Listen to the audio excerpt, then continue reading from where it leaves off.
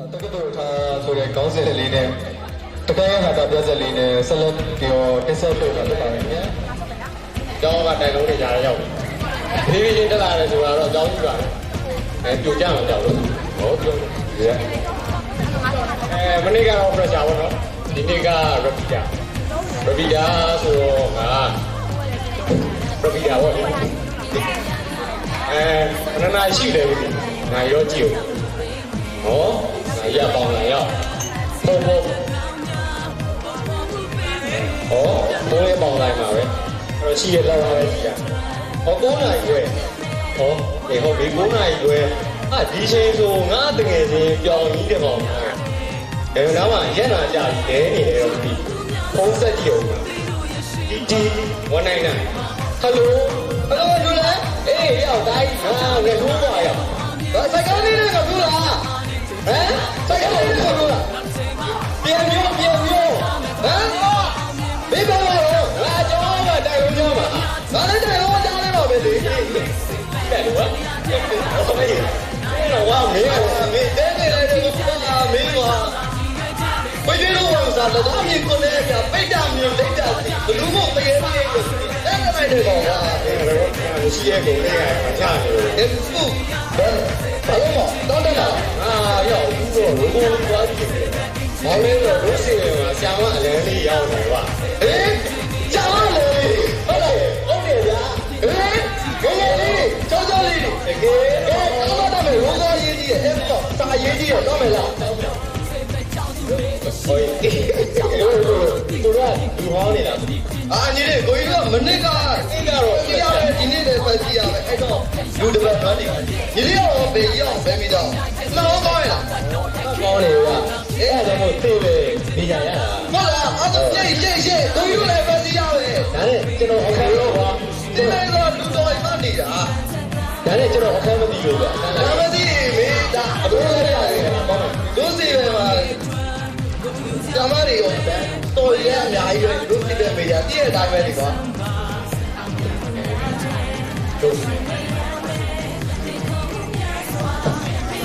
ဘယ်လိုတောင်းရပနေတက်သွား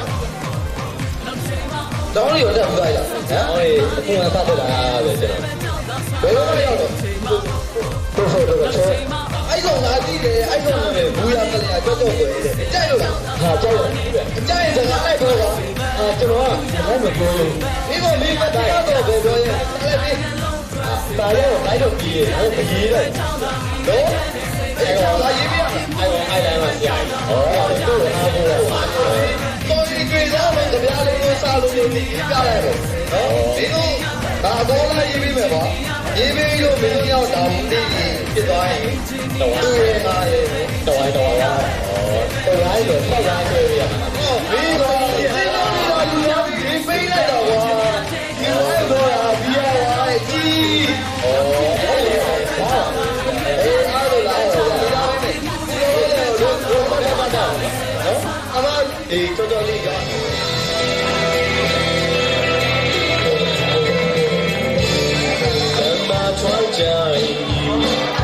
ဘာလို့လဲရှောင်းသွားမယ်အလုံးတင်နေသုံးတော့အားမေစေတော်မင်းကိုချီတာတော့နေတော့တိုင်းနေအဲမဒီနေ့ရန်လာလို့ပါလားဟုတ်ပါမရဲ့အမလေးရန်လာနေရပဲနော်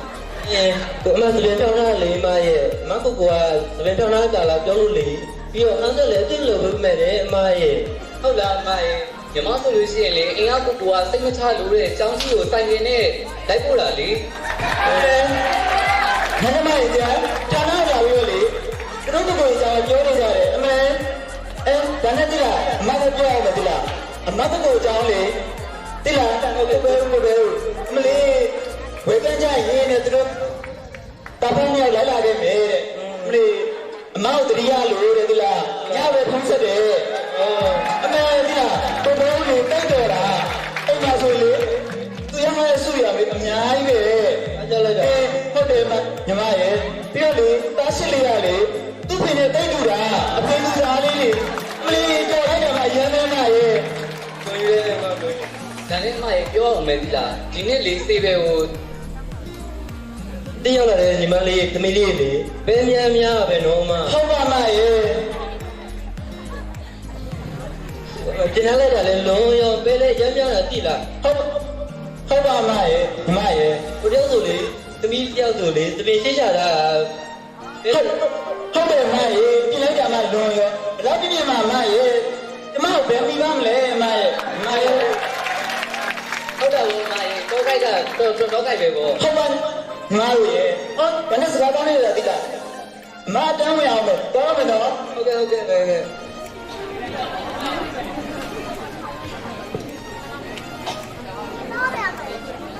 ဂလာပါကွယ်မင်္ဂလာပါဆရာမအေးထိုင်ဟုတ်ကဲ့ဒါနဲ့တစ်ချက်ဘယ်လိုမရအောင်ပဲတိလားတစ်ချက်နာမည်ကိုတိလားဒီပါဟဲအင်မလေးရှင်းရလိုက်တာတကယ်ပဲစေဘယ်မှာဘလောင်းလာတဲ့ရှိုးဘယ်လိုမသိရဘူးလားအေးမသိမှန်းကြလားရှင်းနာမည်ရင်လေးလို့ခေါ်တယ်တိလားမသိဘူးလားအေးမှန်းတော့โอเค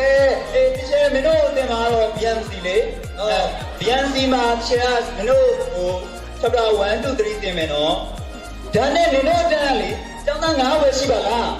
26ပဲရှိတာလေနင်တို့တန်းမလားဒီကျ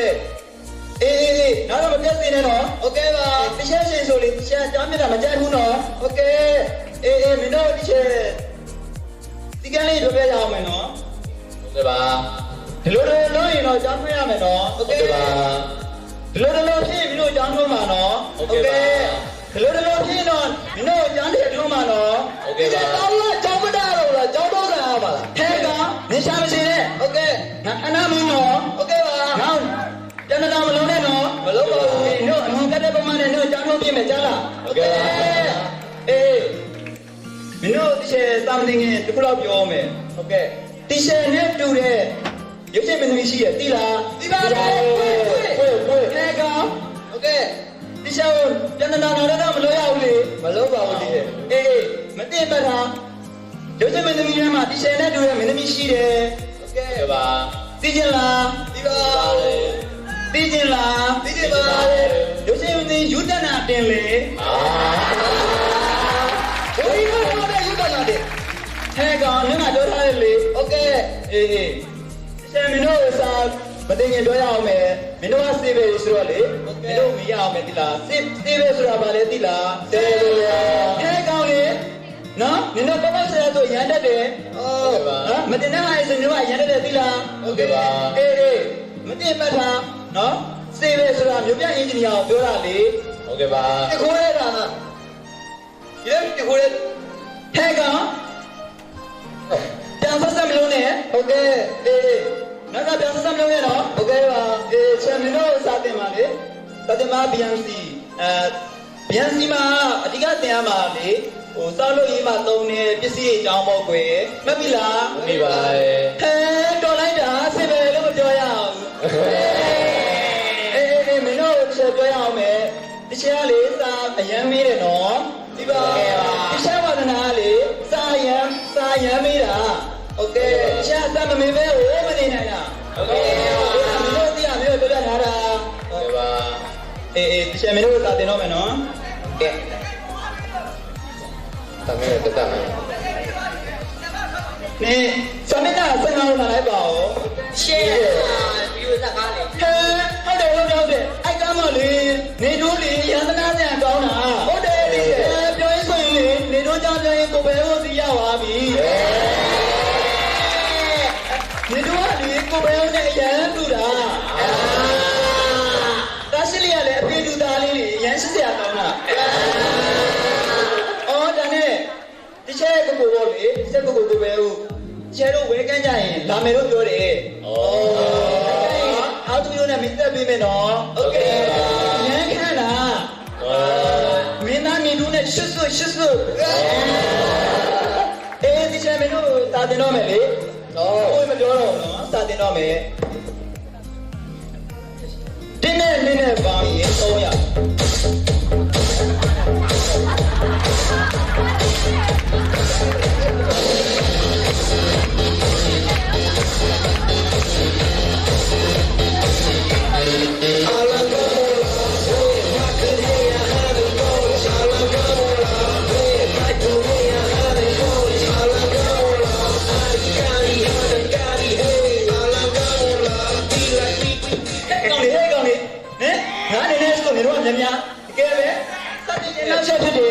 okay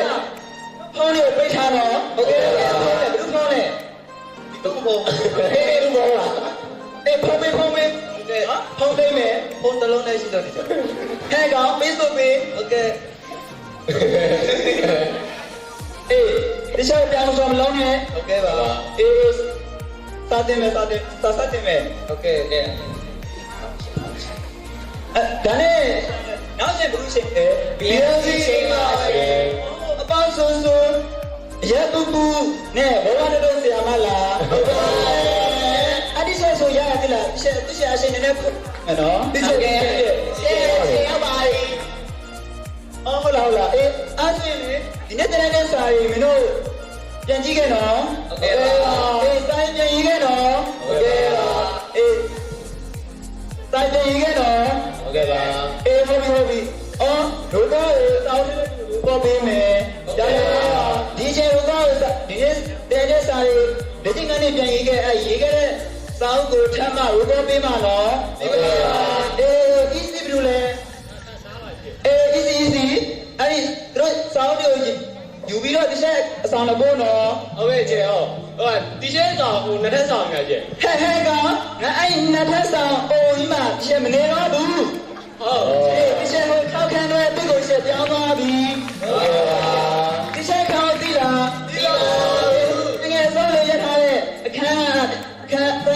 အဆောင်ချင်းမှာဆိုင်ငယ်ဆုံးလေးရထားတဲ့အခန်းဒီချက်အခန်းတို့ဒီ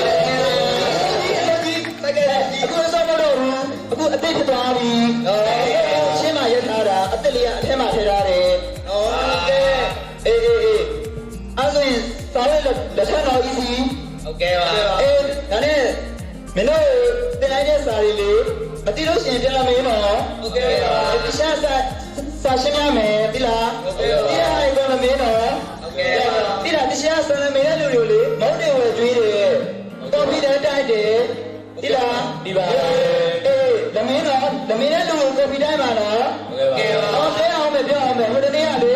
ဘီဒန်ကကျောင်းသား3ယောက်နဲ့တိတိယကျောင်းသား2ယောက်တစ်ချက်ဆောင်လာတယ်ဟုတ်ကဲ့ပါအေးသူတို့ကကော်ဖီမတောက်ဘူးလို့တဲ့ကော်ဖီချက်တိုက်လိုက်တယ်ပေါ့နော်ဟုတ်တိုက်ရှင်လို့မဟုတ်ဘူးလေဟုတ်ကဲ့အေးဝေးလာတယ်အားနဲ့လေအမလေးအဲ့ကော်ဖီနဲ့သူတို့အားမရဘူးဟုတ်ကဲ့ပါမဟုတ်ပါတောင်းစားသေးတယ်မုန်းတဲ့ကော်ဖီနဲ့တောင်းပါတဲ့မမုန်းလေးရှယ်ဟဲ့ကောင်စတဲ့တော့အဲ့မပါဘူးအေးအဲ့ဆိုရင်ရှယ်လေးလေသူတို့အစားရကော်ဖီတိုင်းမို့ပေါ့လေသူတို့ကအဲ့လိုပြောတော့ရှယ်မကျွေးခြင်းနဲ့ရှယ်မရှိရရှိမဲ့မရှိမဲ့မဟုတ်လေရှယ်ချပြလိုက်တာပေါ့လေဟုတ်ကဲ့ပါအေးဒီရှယ်တော့မယ်နော်နောက်ကတော့စတော့ပြန်มาလဲစောင်းနေပြီနော်ဟုတ်တယ်ဒါပဲနော်ကျွန်တော်အမရေဆောင်းတော့အမဒီပုတ်ကလေးပြအောင်ရှင်းနေလို့ရပါတယ်အမရေကိုးနေကြပဲ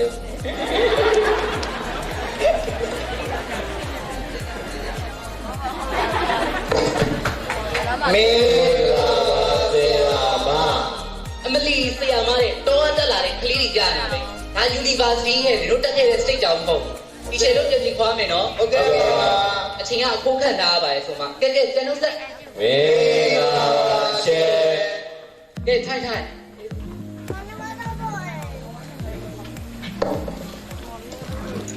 အဲ့ဒီချိန်ကဒီဒါအချိန်ခိုးတာပြ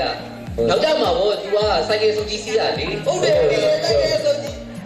တသားတို့လည်းပြောထားရအောင်မယ်နော်အဲ့ဒီချိန်စိုက်ကယ်တွေ့ဝေးရရှောက်ဆောင်နော်မကဲ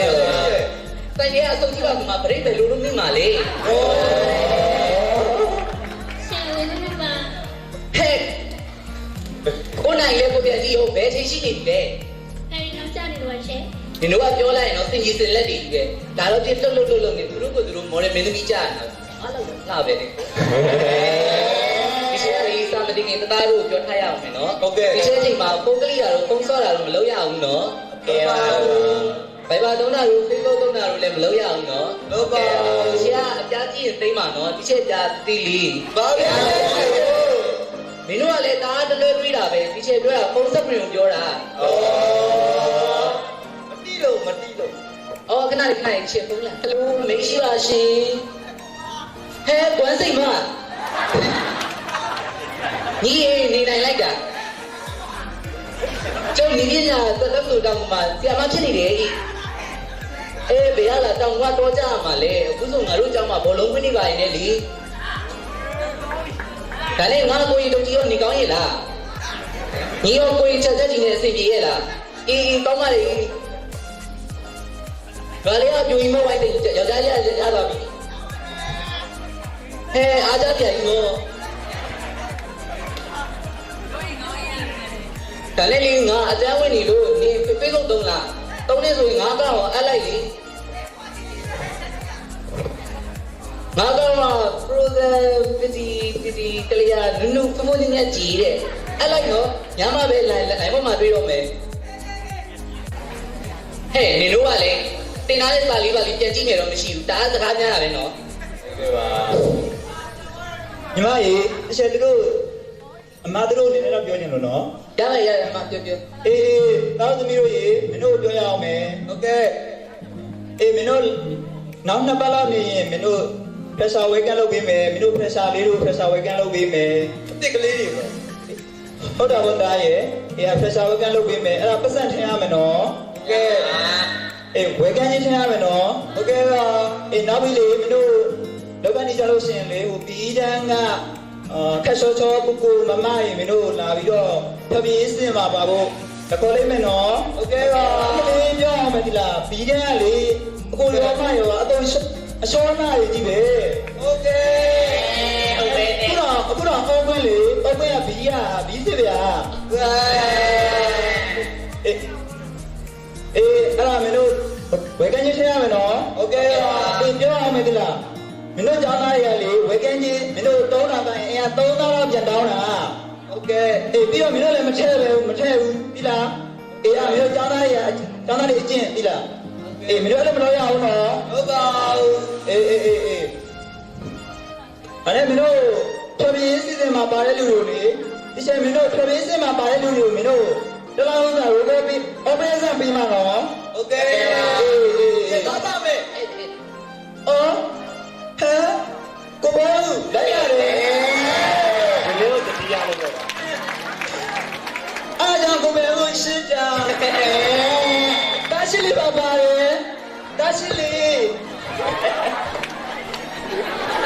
Anh chị à đi, đúng là giờ biết đồng nói rồi, cô bé liền rồi, nó đồng sập à? Ô đề đi, ô đề.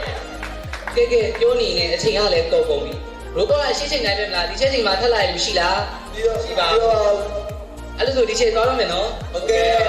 တခါဒီချက်ကိုကိုလန်းထက်ကြီးလိုက်ဖို့နော်โอเคပါမင်းဘလို့ဟောမလေးနဲ့ချင်းနေဟမ်ဟောမလေးကကျွန်တော်တွေ့ရတစ်ခေါက်ပဲရှိသေးတယ်ဗျာမင်းဟာဒီကသွားပြီ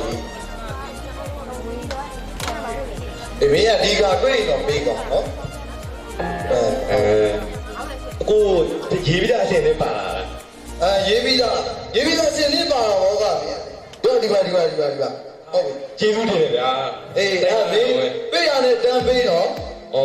ဟုတ်ကဲ့အဲတော့ဟောတယ်ပေးရတယ်ဗျာအဲဒါရတယ်ပေးရရင်ပြီးတာပေးတော့တဝိုင်းတော့မင်းဟုတ်ကဲ့အေးအဲ့ဒါလို့ချင်းကိုတို့ကြောင်းရည်သွားမှာပါကြောင်းရည်သွားတတ်မယ်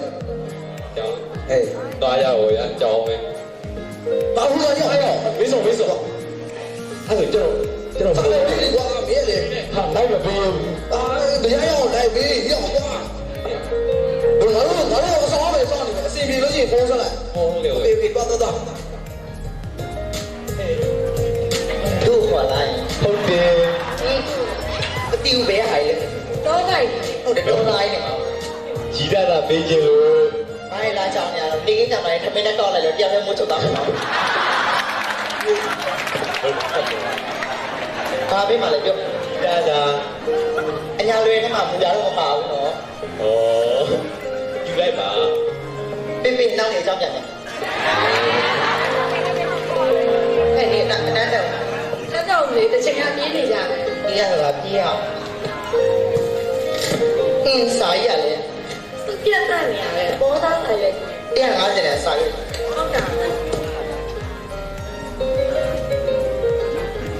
တို့မူရကလေးအားကြော့တယ်လိုက်တာချေးတာပြောနေတယ်မင်းကိုထူတာနဲ့စမူစာစားနေရမြင်ကြတဲ့ကငါအဲ့ဒီနေနဲ့စမူစာစားလားစားမအောင်ဘယ်တော့မှလည်းဒီကြောင်ဝေးစားရတော့ဒီတိုင်းတော့နေမ နေကြောင်းစားပါလေငါလူတကာကိုပူပါလို့လိုက်ဆိုကြည့်တောင်းနေအကြောင်းတရားကတော့တောင်းစားနေရလို့ပါတယ်သူကအဲ့ညိုယိုကြီးလားထင်လားပဲရုပ်ပါခုနကကြည့်ပါဟုတ်တယ်သိလိုက်လေအဲ့လောက်ဒီကပတ်စံမရှိဟုတ်ပါဘူးကိုအောင်မင်းကိုချစ်နေအကြောင်းသားမို့ပါဘာတောင်းသားဖြစ်လဲဟုတ်မယ်လေခုနရုပ်ကိုကြည့်လေအင်းညာစပတ်တက်ဝတ်တဲ့အင်းညာအဟောင်းသားပဲမဲ့ကိုဟာမေဂျာအနှစ်စီပဲအကြောင်းသားပါကွယ်တဲ့အမေအထွားကြီးစာသားကြီးမဟုတ်လားမသိသေးလို့နေမှာပေါ့နောက်တစ်ချိန်ကျဗီလက်မြေရောင်းစားမဲ့သူပေါ့နည်းနည်းတူပဲမတူပါဘူးသူအခုမရတစ်ခါမှဖြစ်တော့မှာပဲဖက်ရှာဆိုပြီးတော့လက်ချာတော့မရိုက်လိုက်ပါနဲ့ဟုတ်လား pressure မဟုတ်တာကြားနေပဲသူအယူလားကြောင်းပြေးနေတော့မမြင်တာနေမှာပေါ့ကဲမူရမိဥပါကြောင့်ငါဟာအတွန်းလူနာဖြစ်နေပြီကွယ်ဒီမှာလုံးလိုက်တာလေမင်းဆောင်လေးပဲခူးလိုက်တာပါနဲ့နေရနင်ကငကားလားဟုတ်ပါရဲ့ကလုံးမျက်စောင်းရင်မာတတအောင်လို့မင်းရဲ့အချင်သာမျက်နှာလေးပြုံးမှာကွယ်ပြုံးလို့နင်းမျက်နှာမရွက်တတ်ချိန်အေးလေမတိရကြကိုရွယ်ဆွဲရလို့ပြောရှင်မွေးနေရကြလို့ပါရွယ်ဆွဲရင်ဒီလောက်ညောင်းတာကိုဒီလားသိတော့တောင်းကြောင်းပြေးနေမှာပေါ့မကဲနစ်လို့ရမ်းချစ်တယ်မပြရဲတဲ့ဟင်းလောက်ရှော့ရှော့တက်တဲ့ဘာသာသူမိုးလို့ပဲပြန်စီလို့အတိချင်တာပါကွယ်စက်နိုင်လို့လားဟဲ့ယူနာမှာပေါ့လာတော့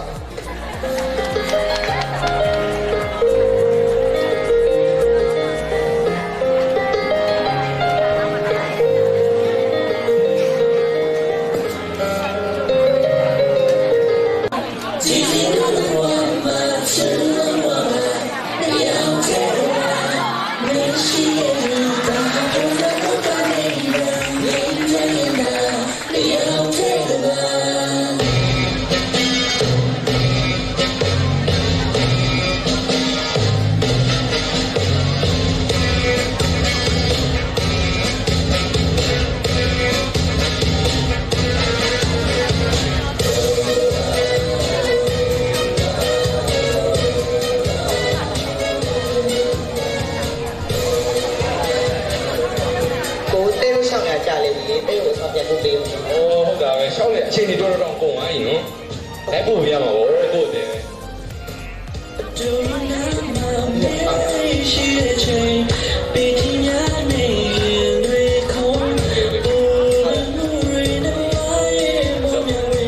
ဆောင်ရောက်ပြီလိုက်ပို့လိုက်ခဏလေးပြောကြရှိသေးရဲ့ဟုတ်လားနောက်တော့နေပါလေတီလား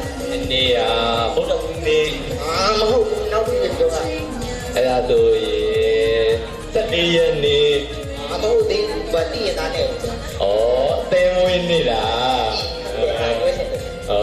အဲ့လိုတဲမွေးနေ့မှာကိုပါဝယ်ပေးရမလဲတဲမွေးချင်းမမလို့ရှင်မဟုတ်ဘူးလေတဲခုတိုင်ရခုကကိုပဲကြီးညာစုပ်လို့ highway မိတ်ဆဲမလားတော့ပါကြီးကိုမိတ်တယ်မဲနော်ဟုတ်လားမတားလိုက်တာဟုတ်ပါဘူးအော်လို့ပါကိုဝယ်ပေးတယ်အောင်စဉ်းစားလိုက်ပေါ့ဝယ်ပေးမယ်လို့တော့မပြောနိုင်သေးဘူးကိုအမှားရပါတယ်စောင့်လိုက်ပါအဲ့လိုတဲစောင့်လို့မရတော့နော်တကား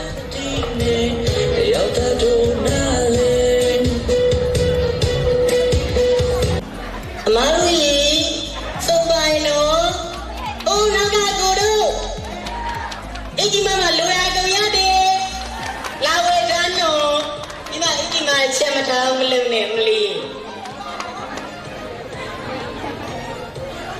မနောက်နဲ့ဖြုတ်ဦးအားတော့ဝဲစီရဓမန်းတော့ခိုးတယ်နေတော့အတော်ဆောင်းပြီပဲ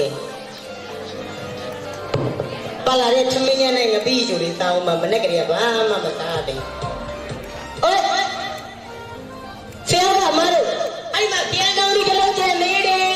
။ဒူယူမလေး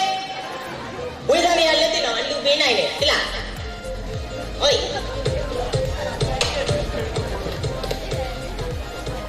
ိုငါသားလေးနေကြအောင်တောင်နီးပညာတက္ကသိုလ်မှာစာသင်နေမိဘနဲ့ဝေးရပလင်ငါသားလေးအစင်မပြပါမလားမလေးအမလေးတောင်းရဲ့အမေတောင်းမလိုက်တာတောင်းလို့ဆွေးသွေး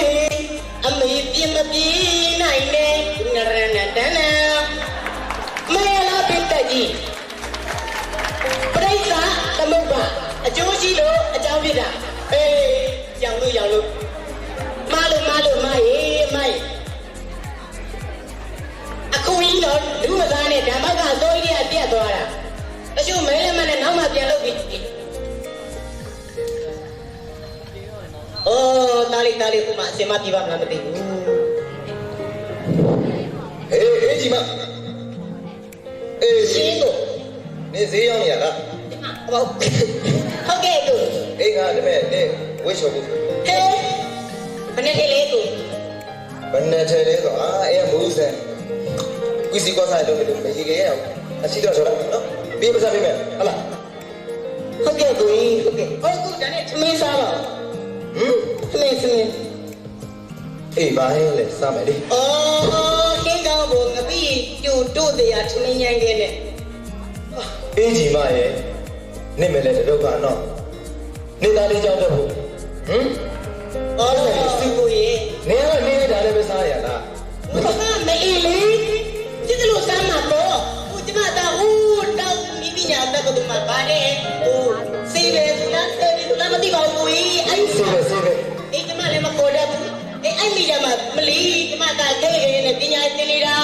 ဟိုသူ့ဘေကိုထလေးအောင်ဖြည့်ရှင်တဲ့စမ်းကလည်းပြအောင်လေ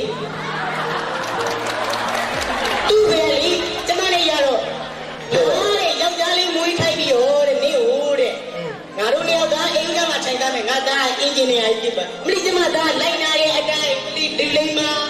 အပေါင်းလေးလည်းမမဟုတ်ဘူးမလီဒီတော့ရောက်တာကြီးတဲ့နာမထားဘူးတဲ့အေးနေဖုန်းနေပါရောဆက်အေးဖုန်းငါတော့အေးဒီပါနေသားလေးရောဖုန်းရတယ်ကမြို့ကမြို့သားလေးဖုန်းလာတယ်တာတိယဖုန်းရတယ်အေးဖုန်းရတယ်ရောဖုန်းလေးဈေးကြီးတယ်ဟာ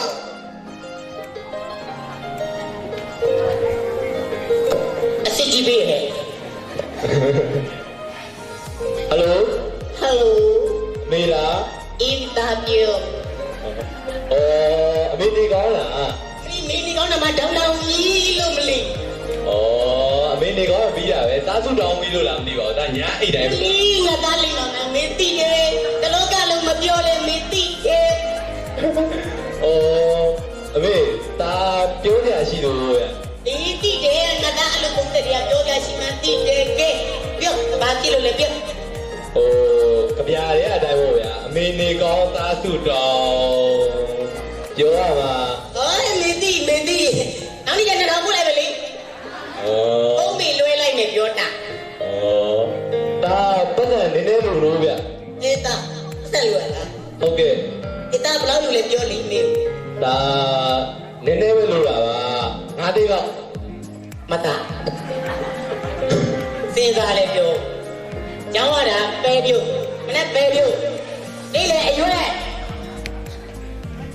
အဲ့ညာသူများစီကအဝိရှော်ရသေးတယ်မတာ9သိန်းဆိုတော့မတာ9သိန်းတော့မဖြစ်လို့လေမင်းပြောလေဒါကျောင်းမှာလက်တွေကဝင်ရအဲ့ဒါလက်တွေကဝင်လိုက်တော့ဝတ်ရှော်ကြီးကြောက်ခေါ်ရတယ်ဒါလည်းတော့ပြီးပြီဝတ်ရှော်ကြီးဟုတ်ကဲ့ဝတ်ရှော်ကြီးကြောက်ခွဲတယ်ဟုတ်ကဲ့ကျုံနိုင်ငံရှိလိုက်ရင်ပြောပါဦးဝတ်ရှော်အကောင်ကြီးကြောက်ခွဲတယ်အေးဒါပါဖြစ်သွားတယ်လေဒါအဲ့ဒါ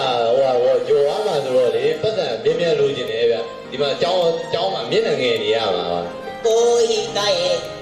တောင်းဒီညတက်ကလို့ပို့ပြီးရအမေဒီနာအညာမနာချစ်တယ်လို့တာလီတောင်းပို့ပြီးတယ်လေဒါမျက်နှာမငယ်မှာဒါတို့အရာရာသင်ပြအမေရှိတယ်သိလားနေဒီကိုတည်းလေးအောင်မရှိပြီမယ်အမေရှိတယ်တာရဲ့အဲ့တော့မေကိုချစ်တာ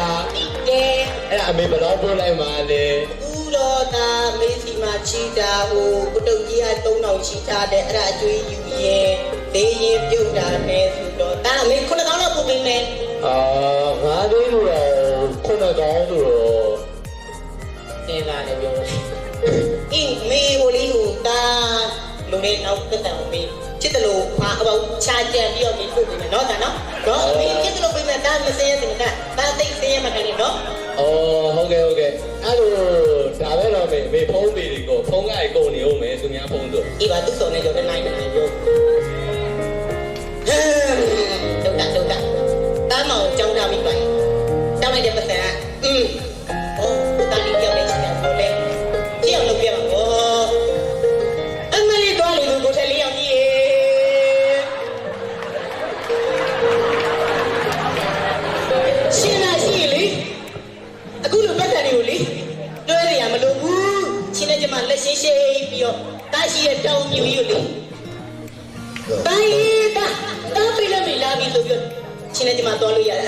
တယောက်တည်းဩကျုံရနဲ့ပဲလွတ်ပြီးပါတော့မယ်ရှာတယ်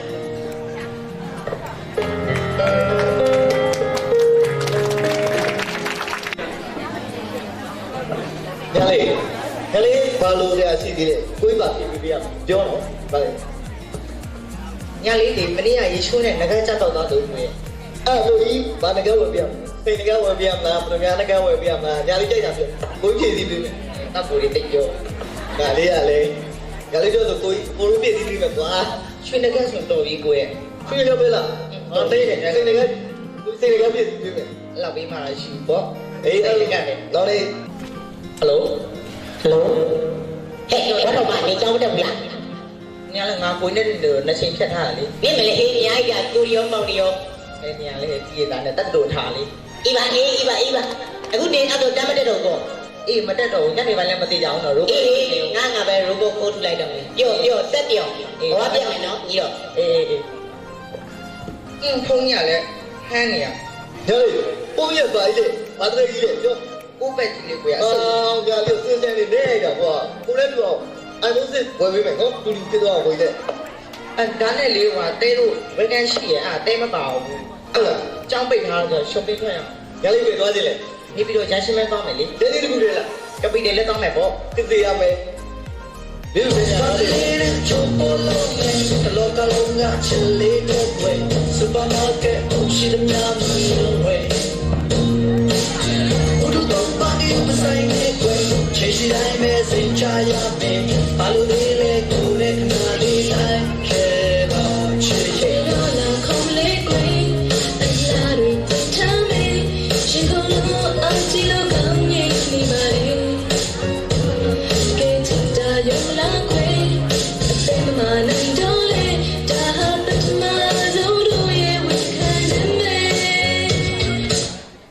အေးခါကြီးကိုရတော့ငိုးနေ အာကျွန်တော်လည်းကောင်းနေပြီ တော့လာတော့အဲ့ဒီတော့ဘုမမေကောင်းဘူးဟာဟုတ်တယ်လည်းတောင်းလို့အဲ့ကောင်ကျွန်တော်မသိဘူးတကယ်မသိဘူး ကျွန်တော်သွားရှင်းမယ်အဲ့ဒါတော့တဲ့ ဘာလဲကောနာအကျွေးမရှိဘူးလွတ်တကယ်ပဲအလိုက်ကန်ကိုမသိဘူးတောင်းစားလေးရတယ် တဲ့ကိုလိုမသိဘူးလို့လား ဒီရုပ်ကဒီမတ်ပြီးစရာလားဘာလဲဘာကိစ္စလဲပြော တဲ့ကိုမသိချင်တော့ဆောင်းနေတာအဲ့တော့ဘာလို့လဲဟောတော့ ဥက္ကနာလေးနော်မရှင်းလိုက်ဘာကိစ္စ တဲ့ကိုအဲ့လိုမပြောနဲ့ကွာ ပေးရတဲ့လေရှင်းတဲ့ကျမနဲ့ဇလန်ပြီးတော့ကျမစိတ်မပါတော့ ဟာအဲ့လိုရောပြောပါတော့ကိုတောင်းပါကွာတကယ်တောင်းပါ ပြောတာပဲလေကျမလူတင်လာတဲ့တခုတော့အဲ့ရှင်းကိုကျမဘဝတစ်ခုလုံးပေါင်လိုက်ရမှာလားစဉ်းစားလေစစ်တောင်းလေ တဲ့ကိုလေးဒီလေးကန်းလို့နေကွာမွေးလည်းပြန်ဟုတ်ပါဘူးဒါအကိုလည်းမတိုင်ဘူးဒါအကိုလည်းမတိုင်ဘူး ရေမွေးလည်းပြန်တော့ပါဒီကနော်ကိုရတော့ တို့ခင်ဗျားတို့ပြောရအောင်နော် လာကြ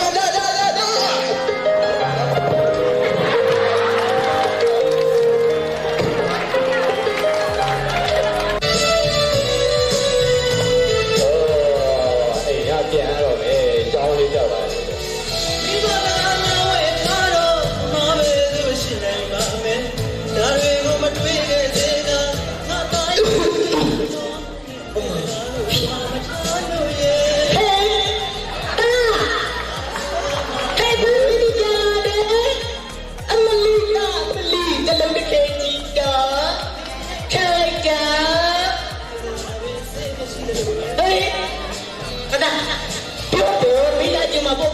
ဲ့ဘလူချစ်လို့ချီချီချောင်းလာတာတော့တာအမှုကမလည်းမပြောပါနဲ့နေတခုခုကြောင်းလीဒါမပြောရုံရ ပြောပါတိုင်းလာပြီးဒီပါချက်တယ်ရှိတယ် ဒါပါဇက်ကပြောမတော့ဘူး ဒါပြောလို့မင်းနာထောင်း ဒါတကယ်မပြောချင်ဘူးဗျာ မင်းသားရေဒီခေါ်လုံးနေဒီခေါ်လုံးနဲ့မလာတော့မလာရင်မခေါ်ဘူးကြောက်တာမီးပြ ကျောင်းထုတ်ခံရရတယ်ဗျာ ဟမ်မေမိသားမတရားကြတော့မင်းနောက်တဲ့အမလီသေးကိုထလေးအောင်ရေရှင်သားလေးရှိလို့ရှိတာ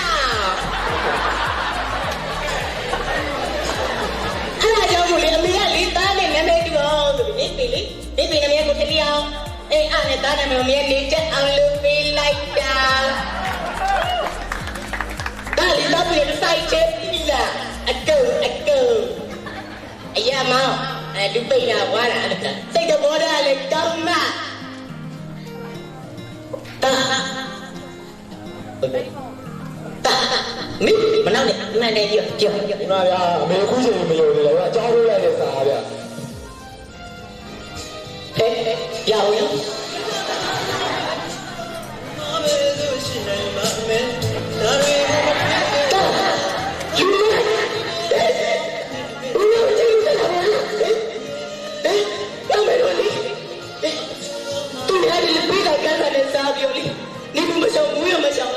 လုံးဒီလုံးပတ်တယ်စုနေဦးမနဲ့သိချင်ဖို့အတွက်လုံးမရောပြန်ရတာ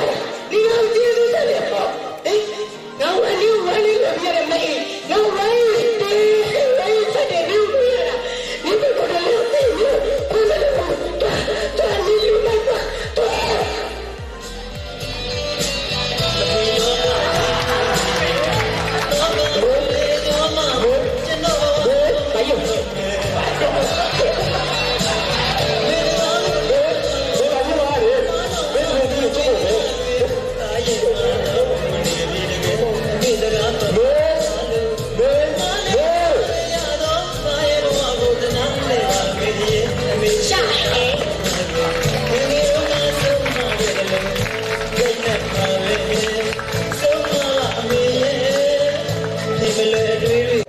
မင်းရဲ့ကြော်စွာပေါ်လီတိုးတစ်ချင်းဖြစ်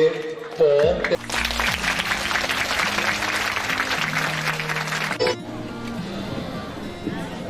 Miss and Mr. Seven 2015 Seven ရဲ့ဒုတိယ contract ကနေပြီးတော့ကျွန်တော်တို့ပြန်လည်ကြိုဆိုလိုက်ပါတယ်ခင်ဗျာ။တဲ့မေမေနေရရဲ့နောက်ကြလိုက်။ရရတယ်တန်းလာတော့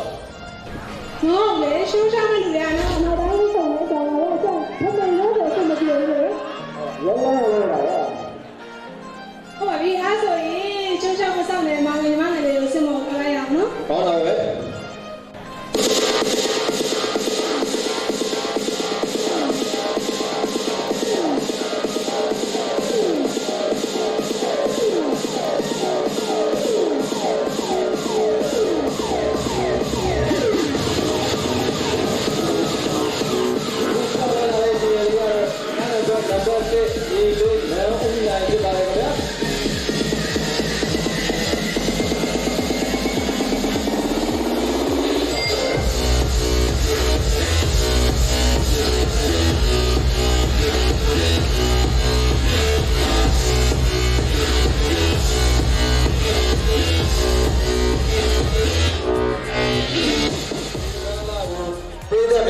ခံစားစေဖို့စေဘေမေဂျာရဲ့အချောလာမိန်းကလေးများကိုပွဲထုတ်လိုက်ကြအောင်ရှုစားပေးကြပါရှင်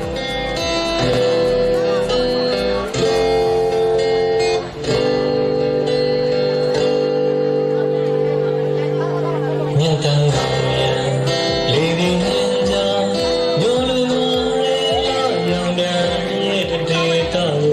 ဘုရားလာတော့အတွေ့တွေ့တဲ့အရင်စစ်စစ်ပဲရှောင်းလဲလာတဲ့ညီမငယ်ကတော့ခန်းနံပါတ်1ညီမလေးအီးမေးလ်မျိုးဖြစ်ပါတယ်ခင်ဗျာအာယုပြေလို့စိတ်တွေရောရှာနေ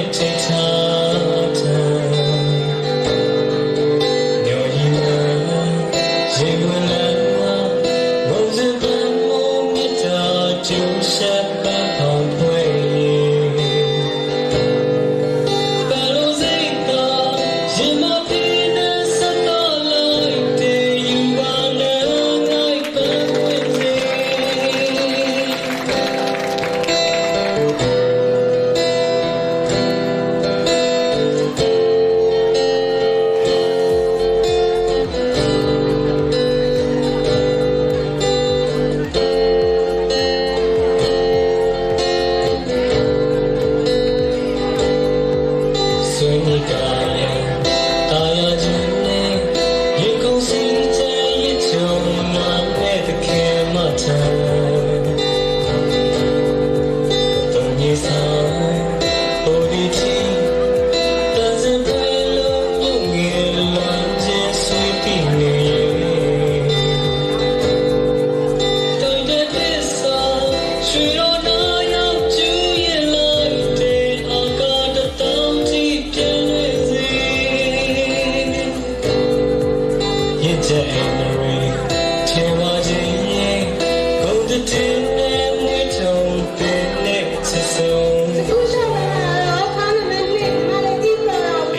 ရှင်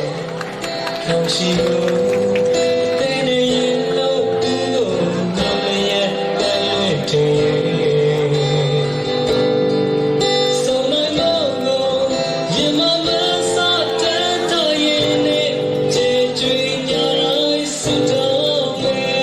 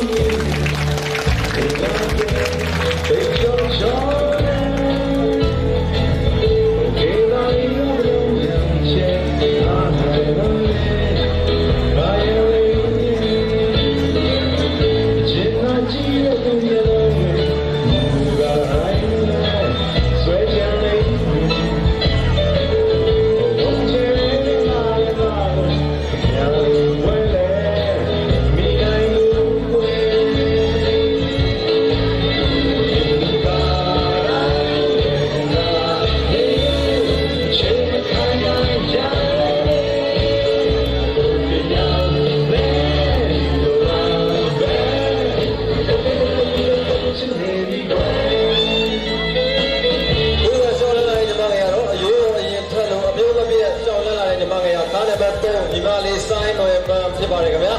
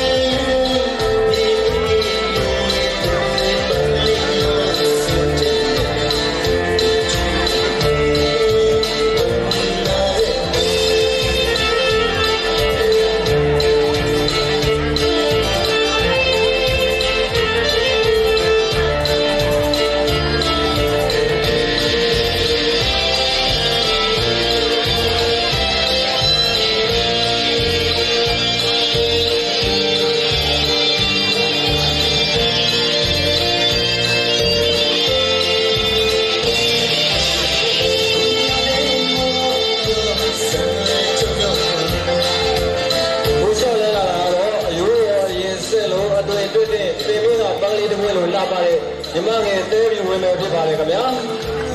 Thank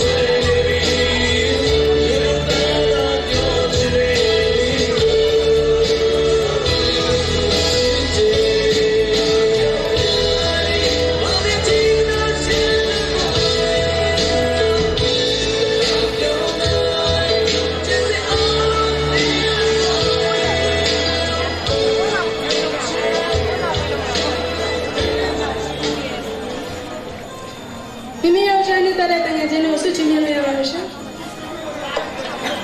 ဒီလိုနေတဲ့သဘောကျတဲ့တကယ်ချင်းတွေကိုပန်းအောင်တက်ဆွလို့ရပါပြီ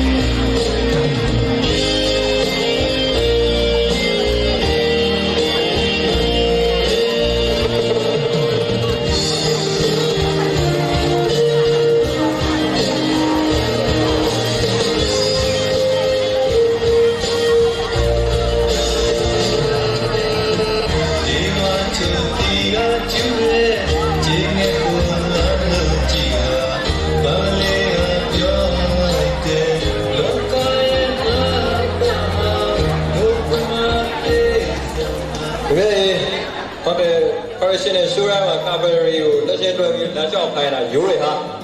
အဲ့ဒါလည်းဘယ်လိုဖြစ်စေချင်လို့လဲရှင်းလို့လည်းမပြောင်းရှင်းအောင်လည်းမချင်းလေးနဲ့ပြောစားရဲကောင်းမလားလို့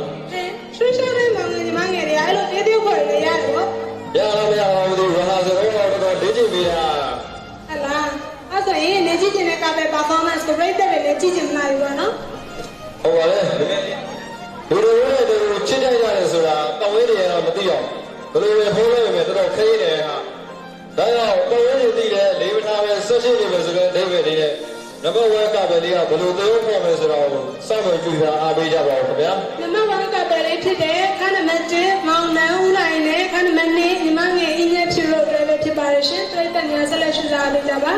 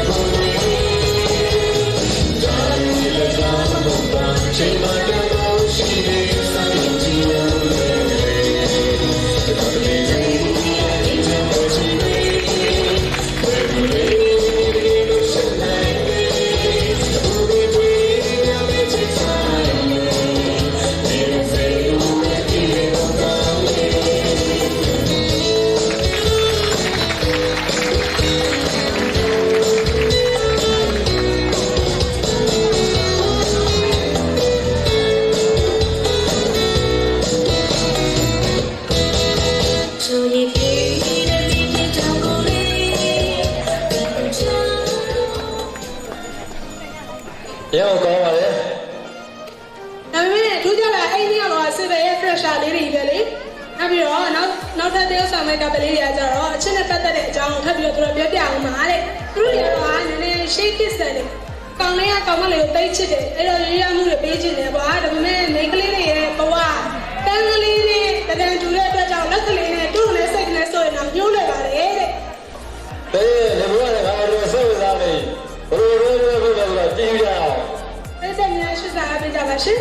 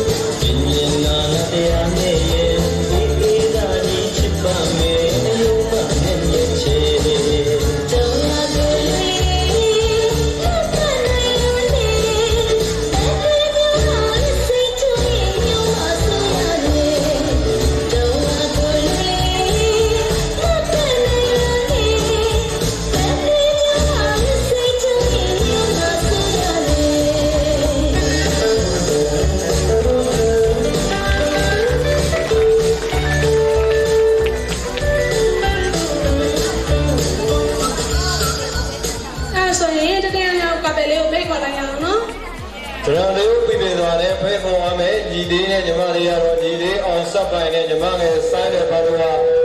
တေးသေးခေါ်ကြမှာဖြစ်ပါတယ်ရှိစားပါရှင်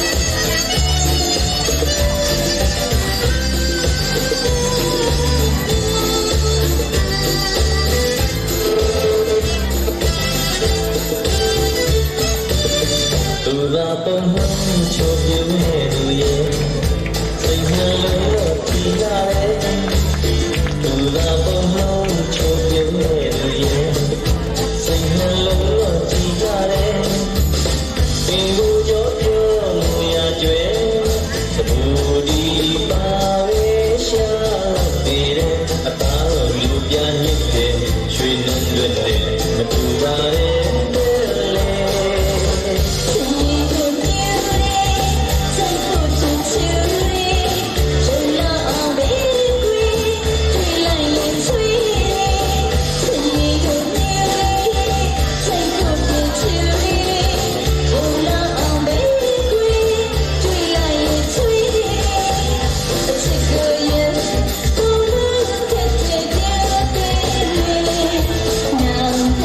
Now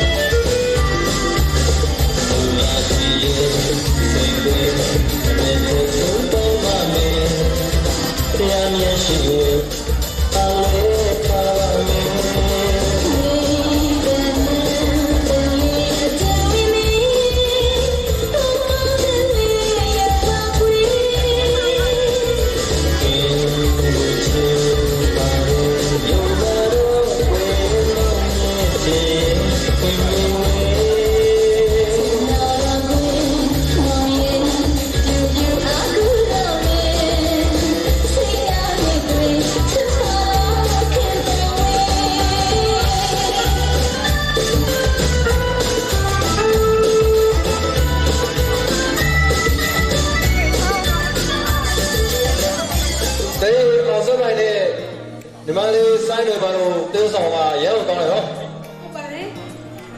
အခုလူနဲ့ပြောကြရတဲ့ခုရှိတယ်လူခုလိုမျိုးတရားနဲ့တရားဆောင်တွေ့တယ်ခင်မရင်နေကြတယ်ဆိုတာရှင်းရစကြောင်းပဲလေမိသားစုတစုစီကပောက်ခွာလာတယ်လူလူချစ်တဲ့ဖို့ဆိုတာတကယ်တော့မလွယ်ဘူးကတို့ကရှင်းဖို့ကကုသိုလ်ကောင်းမှုတွေအတူတူပြုခဲ့ပြီးလေရှင်းရစရှိလို့ပဲဒီတဝါသက်ဆောင်မှာကောက်ခတ်ကြရတာလေဟုတ်တယ်ဗျာလေဒီလိုစကားတော့ထားရင်တော့ဒါရှင်းစဆိုတဲ့ချင်းတွေဖြစ်မဲ့နေတာပဲသိကြတာပေါ့ဆက်လက်ကြည့်ပါဦးကြပါဦးဗျာ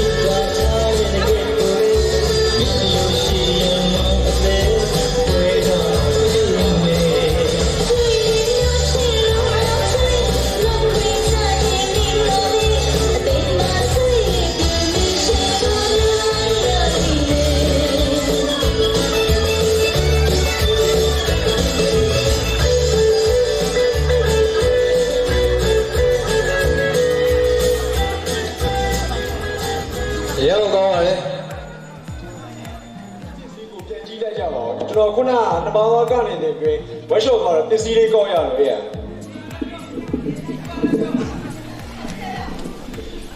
ကျွန်တော်ပြန်လို့မှာပထမတစ်ခုကတော့ဆိုင်ငယ်တော့လေးတစ်ချောင်းရယ်ပတ်စံအိတ်လေးတစ်ခုရယ်ပြီးတော့ရွှေနဂတ်ထိပ်လေးတစ်ခုရယ်ဖြစ်ပါတယ်ကိုပစ္စည်းကိုတေချာပြန်စစ်ကြည့်ရပါအောင်နော်ပတ်စံအိတ်ထဲမှာပတ်စံဘန်တွေပါလာဆိုတာကိုပြောနိုင်တဲ့သူပြီးတော့ရွှေတံမိုးကိုကြီးပြိတ္တသိပါတယ်ရွှေတံမိုးအရင်ကြီးမားလာပါတယ်ရွှေတံမိုးကြီးမားလာတဲ့အတွက်ကြောင့်ရွှေနဂတ်ထိပ်လေးကအင်မတန်မှရေးကြီးလာပါတယ်ဟုတ်ပါတယ်ဗျာရွှေစီကတော်တော်ကြီးနေပြီတော့ပါရဟုတ်ပါတယ်ကျွန်တော်ထပ်ပြောပါမယ်ဆိုင်ငယ်တော်လေးတစ်ချောင်းရယ်ပတ်စံအိတ်ထဲမှာပတ်စံဘန်တွေပါတယ်ဆိုတော့ပြောနိုင်တဲ့သူပြီးတော့ရွှေနဂတ်နောက်ပဲဘူးလေးဘယ်လိုပုံစံလဲဆိုတာကိုပြောနိုင်တဲ့သူကျွန်တော်စီမှာလာယူပါဟုတ်ပါတယ်သူစီမှာတောင်းယူပါဟဲ့ဘူးဒီအေးအဲ့ဒါယူသိန်းတာဒါကြီးအဲ့ဒါယူသိန်းတာဟုတ်ကဲ့ပြည်သူများကိုမင်းစီကိုတေချာပြန်ဆန်းသိကြပါဦးခင်ဗျာဆိုင်ငယ်တော်လေးတစ်ချောင်းရယ်ပတ်စံအိမ်ထဲမှာပတ်စံဘယ်လိုလဲပါလဲဆိုတော့ပြောနိုင်တဲ့သူရွှေနဂတ်နောက်ပဲဘူးလေးဘယ်လိုပုံစံလဲဆိုတော့ကိုပြောနိုင်တဲ့သူကျွန်တော်တို့ခွဲထားမှာလာယူပါဟုတ်ပါတယ်ကျွန်တော်တို့ခွဲထားမှာလာယူပါဟဲ့ဘူးဒီအေးအဲ့ဒါယူသိန်းတာဒါကြီးကိုသိန်းတာအဲ့ဒါယူနောက်မှာသိန်းတာမင်းငါ့ကိုဒါကြီးခဏခဏသိန်းတာဒါကြီးကဘာကြီးလို့အဲ့ဒါငါပြက်လို့ဒါကြီးကအဲ့ဒါငါပြက်လို့အိတ်တဲ့ကြီးကြည့်ရအောင်ဒါကြီးကသူ့ပြက်လို့တဲ့ဒါကြီးကမင်းပြက်လို့လားမင်းကြီးနာလားမို့လားအတော့ထွက်တော့လို့ပါကွာဒီရောတော့ကွာပြည်သူများကျွန်တော်နောက်တစ်ခေါက်ထပ်ပြောပါမယ်ဆိုင်ငယ်တော်လေးတစ်ချောင်းရဲ့ပတ်စံအိမ်ထဲမှာပတ်စံဘန်တွေပါလဲဆိုတော့ပြောနိုင်တဲ့သူရွ ရွှေတကယ်နောက်ပဲဖူးလေးဘယ်လိုပုံလာလဲဆိုတာကိုပြောနိုင်တဲ့သူတော့စီမှာလာယူပါဟဲ့အဲ့ဒါယူနောက်မှာတိတ်ထားရင်လေโอเคပါကျွန်တော်ပြောနေတဲ့စင်တကယ်နောက်ပဲဖူးလေးကတော့ဒီဟာလေးပဲပါဗျာဒီဟာပါပဲကျွန်တော်ပြောနေတဲ့စင်တကယ်ဖူးလေးကတော့မင်းလောက်တာဘယ်မင်းမေလင်မှမရှိတော့ဘူးရှိပါရဲ့ဟာပါအားပြန်တော့ပြက်တာနောက်တော့လိုက်ပြီးတော့ဘယ်မင်းမေလင်မှမရှိတော့ဘူးရှိပါရဲ့တော်ပြီကွာမပြက်တော့မေးပါလားမေးလားပြက်အိပ်ပြီးတာပြက်ဘာမှမသိတော့တော့ထိုင်တော့ကြောက်မရပဲကြောက်မင်းဟာမင်းကြံကြိုင်လားဟုတ်ပြီမင်းမလေးပြောခဏစားဒီကျေတော်ဆုံးမြင်းနဲ့ကျေတော်ပြလို့ဝင်ရနေပြီးတော့တယောက်က9000စီစုချပါမယ်ခင်ဗျာကြာပြီအဲ့တော့ကြာရင်နော်နောက်ထပ်ချမဲ့လူတွေရှိသေးလားလို့စောင့်အေးငါပြည့်ရင်တော့မင်းတိတ်နေနော်ပြောမင်းမလာမင်းပြောအေးဟုတ်ပြီအခုဒီကျွန်တော်တို့ဓမ္မတပင်ကိုလာကြည့်ရဲပြိတ္တတွေထဲမှာကျွန်တော်တို့မင်းသားချောလေးစွမ်းထက်ဟင်းရဲ့နော်ချစ်သူတယောက်ပါတယ်ဗျအဲ့ဒီချစ်သူကလေအသားလေးကဖူးဖွေးလေးနဲ့ပြီးတော့စပင်းပုံစံလေးကလေအထိုးလေးနဲ့လေအဲ့ဒါလေအဲ့သူဘဲဦးအဲ့ထိုင်နေရဟဲ့ပါလေတိတ်နေနော်အမသာငါစားကျင်တာငါပြောတာမင်းနောက်တစ်ခါချက်မထွက်လာနဲ့ချက်မထွက်ပြောမိမမပြောဆက်ပြောပြီးတာကျွန်တော်ဒီနေ့သဘာဝမြေမကခင်ဒီဝက်ကမစခင်ပါဘူးဗျာကျွန်တော်ဈေးထဲရောက်ခဲ့သေးရဲ့ဗျကျွန်တော်တို့ဈေးထဲမှာဒီနောက်ကမင်းသမီး6ယောက်နာမည်တော့ပြောတော့ပါဘူးအဲ့6ယောက်တည်းတယောက်နဲ့တွေ့ခဲ့သူကသူရှိသူနဲ့ဈေးဝယ်ထွက်နေတာမဲသူရှိသူကလေတစ်ဖက်မှာအရင်3ရင်းနဲ့တလားဘာလို့ငခူးရောဟဲ့ဘာလဲမင်းသိမနေနိုင်ဘူးလားမင်းပြတော့ငါမသိတာငါဘာသာငါစားနေတာငါပြောတာဘာဖြစ်လဲမင်းအလားပြက်စီတင်ထဒါပြက်ငါမပြက်ဘူးမင်းမပြက်ရင်ငါကပြက်ထိုင်ရတော့မစပ်ပိတ်ထိုင်ရတော့တော့ပြက်ဘူးအမေပြိတ္တကြီးကျွန်တော်တို့ဖွဲ့တယ်ပါလေမင်းသမီးလေးဝင်ကြီးอ่ะပြောတော့ရီးသားမရှိဘူးလေကျွန်တော်တောင်ရောက်တော့လေသူ့ဝိရှိမှာ तू ကတော့ပြောလို့ခီးလို့သူ့ဝိနားမှာလေနီအောင်ဝက်ဆက်ကြီးနဲ့လေခက်ကြီးနဲ့လေဘာလို့တော့အဲ့ဒါစားလဲဘယ်လိုပြောရလဲမင်းတော့မတည့်ငါဒီစင်မတက်မလာဘူးမင်းတို့တော့နေတော့ဘူးဘာဖြစ်လို့ငါပြက်လို့ရှီအောင်လို့မင်းနောက်ကလိုက်ပြက်တော့ဘယ်လိုလုပ်ရှီတော့မှာလဲဟာမင်းလည်းငါ့ဟာလိုက်ထောက်တာပဲငါလည်းမင်းဟာလိုက်ထောက်တာအဲ့ဘာဖြစ်လဲကျွန်တော်မင်းထားတယ်ဘာဖြစ်လို့ပြောဘာဖြစ်ရှင်လို့ပြောအားပြလုံးပြည့်မင်းကနောက်ကလည်းပြ free လည်းပြဘယ်လိုရှီတော့မှာပြောမင်းဘာဖြစ်ရှင်တော့အဲ့တော့မင်းတို့လုံးနေပြီနော်ဟဲ့မင်းလက်မပါလာနဲ့နော်လက်ပါတော့ဘာဖြစ်မင်းငါ့ကိုဘယ်ဝါနဲ့ဒီတနက်တကူဘောကြည့်ဘူးလို့ဟမ်အခုမှလာပြီးတော့ဘယ်ကောက်အားဘူးနဲ့မိုက်တာပြောတတ်ပါဦးမင်းလူစင်မပြီးတော့ဘယ်ကူပါဗျာဟဲ့မင်းဘာဖြစ်ရှင်တော့ပြောလိုက်စမ်းပါအလို့မင်းသိရောမယ်နော်အာနော်ဟဲ့မင်းကွာအာမလေး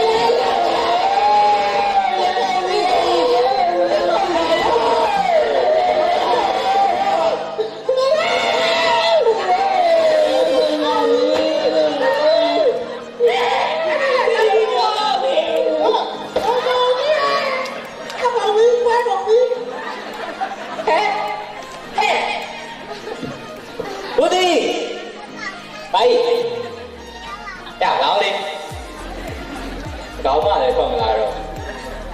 ရှက်နေတယ်မှာကြည့်ဦးမင်းသားကမစ်စစ်ပေါ်တော့ကြောက်မိုက်ပြီးခေါက်ဟုတ်တယ်နော်ဟေးဒီလေးပြောတယ်မင်းသားကတော့ပါဟောပြည့်စုံကိုသိမ်းတာ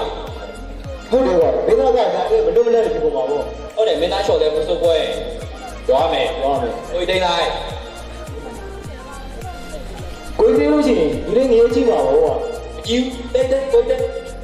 မဟုတ်ဘူးကိုသိလို့ရှိရင်ဖိတ်တဲ့နေရာပြောရမယ်မင်းဟာငါမျိုးပဲခံရမေးမလို့လည်းတော့ပါဘောအာခင်ဗျာပြောရခဲ့တယ်တိတ်လို့ဗျာဒီလေးသိရပါကွာမသိဘူးဗျာဒီလေးသိလိုက်ပါမသိဘူးလို့တော့မင်းကတော့ပြောလို့မရလားသိဘူးလားငါပြောရတာဒီသိလို့ဟဲ့ဒီသိခင်ဗျာမသိဘူးလားခင်ဗျာမသိဘာလို့လဲအာစေဘယ်နေပြီ ပေါ့ဟမ်တိတ်မလို့သူနော်နောက်မှသူများစိတ်တွေရှိသေးတယ်စင်ပေါ်မှာဖောက်လာတာကြည့်ဦးဒီပိုက်လာဒီတော့နော်ရလားအေးလားခုနကဆိုမလုံးနဲ့နော်အခုကကိုကြီးကသူ့ကိုကြီးနိုင်နေတယ်မလို့ပြောလို့ရတယ်ဘာပါလဲရတော့ရတယ်ရတော့က၄တောင်ကိုကြီးတဲ့ပဲပေါ်တောင်နေလေးတဲ့โอเคလေနော်အေးဟိုကညီချင်းလေးသွားလိုက်ချင်းလေးသွားလိုက်ချင်းမတရားနော်အေးညီလေးကို၄တောင်တဲ့ကပေါ်လာတဲ့ကနော်ပေါ်လာတဲ့ကနော်အားပြီအာဒီပြည့်စရာပေါ်လေပေါ်ရင်ဒီပါလားပေါ်လေပေါ်လေတော့ပေါ်နေဒီပါလားဟာဘယ်တော့လဲဒီကများလေးနေဗျာအေးဒီကများလေးအေးလေးကိုင်းတယ်မယ်ပေါ်လေနော်ပေါ်ဒီမှာတဲ့ပေါ်ဒီမှာတဲ့ထက်အေးပေါ်လေနော်အေးပေါ်လေဟာဒါတဲ့လေးတယ်လေးတယ်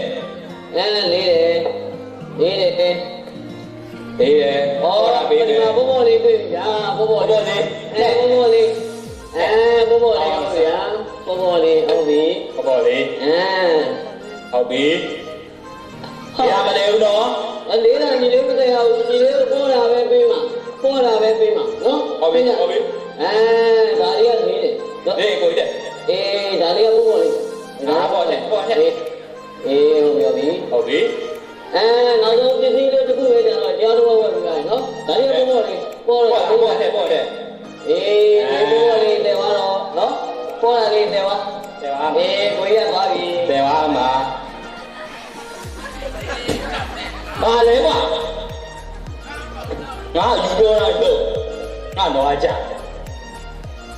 တို့လည်းပေါ်လာပြီလေစင်ပေါ်မှာဘေးကတော့ဖိုက်လာပေါ့လားဟမ်အော်ဘယ်ဒီပစ္စည်းကိုကျွန်တော်လက်နဲ့မထိပဲနဲ့သူ့အတူရွှေဝါအောင်လုပ်ပြမယ်ရုံးလားဘယ်တော့လုပ်ပြမလားကာလာလေးတို့ပဲလို့စီမီနာစမနာစီမီနာစမနာစီအိုးရွှေအေးရေပိုက်ဒါ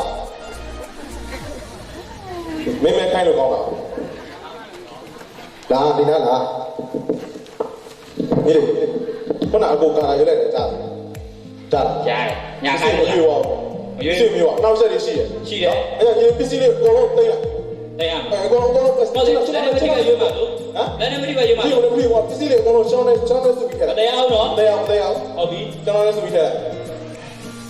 တခြားအေးဟုတ်တယ်တော့အောင်ပြင်ပေါ့နော်โอเคနော်အဲ့ဒီလေးကိုနည်းနည်းမဘိုးလေးရွှေတာဒီပါလေဟုတ်တယ်အဲ့ဒါရွှေတာလက်ရပြီအဲ့စီမီနာစမနာဘာညာဒရာမနီတမစီတော့ကျူမရွေးသေးဘူးနောက်ဆက်ရှိဟုတ်မတက်တာဟုတ်အဲ့ဒါမင်းအဲ့ချင်းအောင်လေးကိုလက်တစ်ဖက်နဲ့မှားလာတာတကယ်တော့တက်ရလားတကယ်တော့တက်ရလားတကယ်မတရားဘူးနော်ဟောမင်းငါအဖိုးဝိဇ္ဇာမင်းရတယ်ဝိဇ္ဇာခဲဝိဇ္ဇာလက်မခဲဝိဇ္ဇာမာလာပြီမာလာမတရားဘူးနော်တရားရွတ်ဒီငါလည်းပတ်သက်ရှိဆောက်လို့အဲ့မရှိသေးဘူးရွေးသေးဘူးနောက်ဆက်ရရှိအဲ့ကြောင့်မင်းဘယ်လိုလဲပြီးတော့ခြေလေးလှမ်းလိုက်တလဲတရားဘူးနော်တရားတလဲလားဟုတ်ပြီကြည့်မင်းငါ့ကိုကြည့်မင်းနောက်ဆက်တွေဝင်ငါ့ကိုကြည့်နောက်ဆက်တွေနော်နောက်လဲဟုတ်ပြီနောက်လဲတော့ညီလေးရပြီအေးဟုတ်ပြီညီလေးလဲညီလေးရပြီအေးဟုတ်ရွတ်လေကိုရွတ်လေဟဲ့နွားငါယူပြောလိုက်လို့တာကိုယ့်ကိုယ်တည်ရပဲကောင်းတယ်အချိန်ကြောင့်ပေးအောင်နော်အောင်ပါစေနဲ့သိမယ်